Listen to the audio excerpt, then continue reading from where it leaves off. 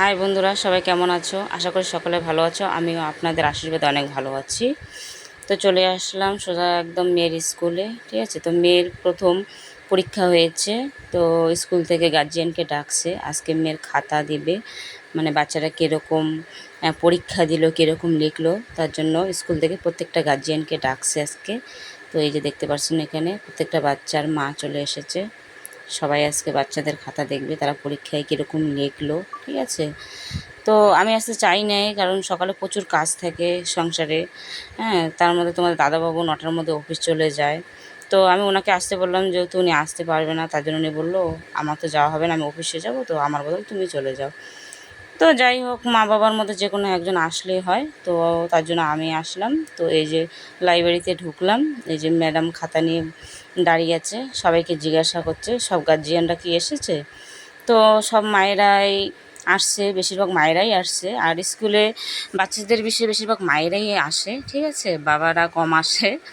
তো আমিও আসছি, এই যে ম্যাডাম সবাইকে খাতা দিচ্ছে, রেজাল্টটাও দেখাচ্ছে, প্রথম পরীক্ষার রেজাল্ট ওরা কীরকম করছে, কত নাম্বার পেয়েছে, কত নাম্বারের মধ্যে পরীক্ষা হয়েছে। ঠিক আছে, তো চলো আমি তোমাদের সাথে শেয়ার করব আমার মেয়ে কতর মধ্যে পরীক্ষা দিল, কত নাম্বার পেয়েছে, আর কীরকম পরীক্ষাতে লিখছে, সব তোমাদের সাথে শেয়ার করব। ঠিক আছে, তো এই যে দেখতে পাচ্ছেন আমার মেয়ের স্কুলের রেজাল্ট। ঠিক আছে, শ্রাবন্তী অধিকারী, রোল নাম্বার 4। ঠিক আছে, ওর বাবার নাম আছে। তো এই যে দেখতে পাচ্ছেন রেজাল্ট, প্রথম পরীক্ষার রেজাল্ট। ঠিক আছে, এই যে দেখেন কতর মধ্যে কত পাইছে, অঙ্ক, বাংলা, ইংরাজি। ঠিক আছে, বাংলায় পাইছে 50-এর মধ্যে 45, আর অঙ্কর মধ্যে 50-এর মধ্যে 44 পাইছে। তোমরা আপনারা তো দেখতেছেন। আর অঙ্কর মধ্যে 50-এর মধ্যে পরীক্ষা হয়েছে 46 পাইছে। ঠিক আছে, আর সাধারণ জ্ঞানে 48 পাইছে। আর টোটাল হলো 200-এর মধ্যে পরীক্ষা হয়েছে, তো মেয়ে পাইছে হলো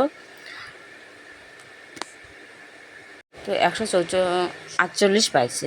ঠিক আছে, তো 200-এর মধ্যে পরীক্ষা হয়েছে, 148 পাইছে। তো এই যে দেখেন প্রথম পরীক্ষা বাংলা খাতা। ঠিক আছে, এই যে দেখেন বাংলার মধ্যে 50-এর মধ্যে পরীক্ষা হয়েছে, 46 পাইছে। ঠিক আছে, এই যে দেখেন তোমাদের সবাইকে দেখাচ্ছি।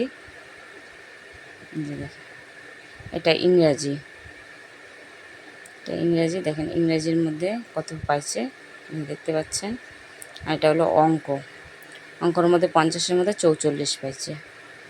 ঠিক আছে, তো আরেকটু হয়তো ভালো করে পড়ালে হয়তো আরও ভালো, এর থেকে আরও ভালো রেজাল্টটা তুলতে পারতো, নাম্বার তুলতে পারতো। তো কি বলবো, ছোট বাচ্চা না, তো বাচ্চাদেরকেও তো বেশি চাপ দেওয়া যায় না। ঠিক আছে, বেশি বাচ্চাদেরকেও চাপ দেওয়া যায় না।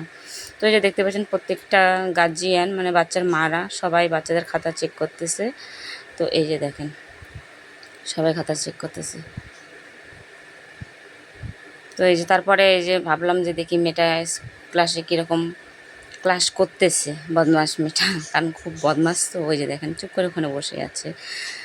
তো কী হয়েছে, আজকে ওকে স্কুল ড্রেসে বৃহস্পতিবারের ড্রেসটা পরাইছি, কারণ বর্ষার দিন না, ওর জামাটা ভিজে গেছে, ধুয়ে দিয়েছিলাম, শুকায়নি। তো তার জন্য আমি বৃহস্পতিবারের ড্রেসটা ওকে পরাইছি।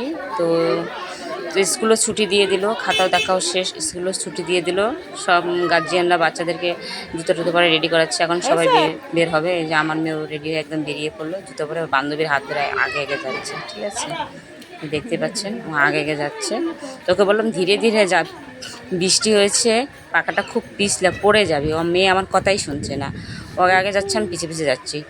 তারপরে এই যে দেখেন স্কুলের সামনে একটি শিব মন্দির। তো আজকে যেহেতু সোমবার, বাবা ভোলানাথের একটু দর্শন করলাম, খুব ভালো লাগলো।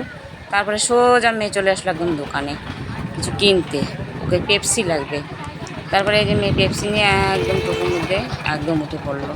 ওকে বললাম এখন চুপটি করে ওখানে বস, দাদা ভাই আসুক, টোটো ছাড়বে, তারপরে যাব। তো এই তো টোটো চড়ে সোজা বাড়ি চলে আসলাম।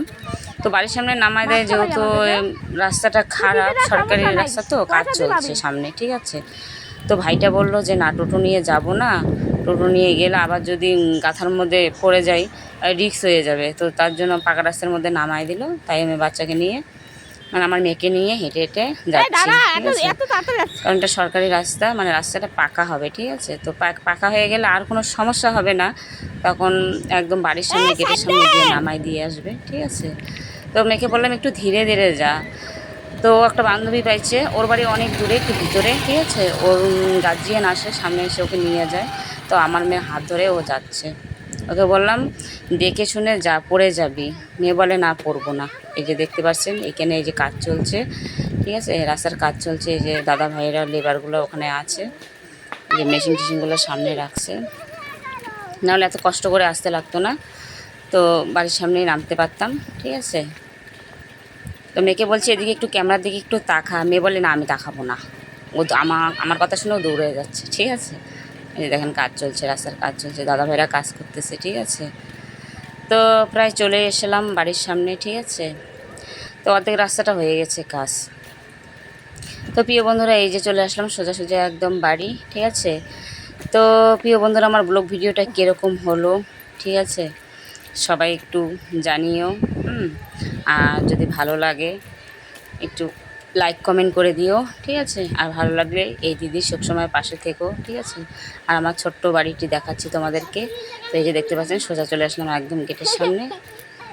এই যে চলে আসলাম বাড়ি। তো সবাইকে অসংখ্য ধন্যবাদ, সবাই ভালো থেকো।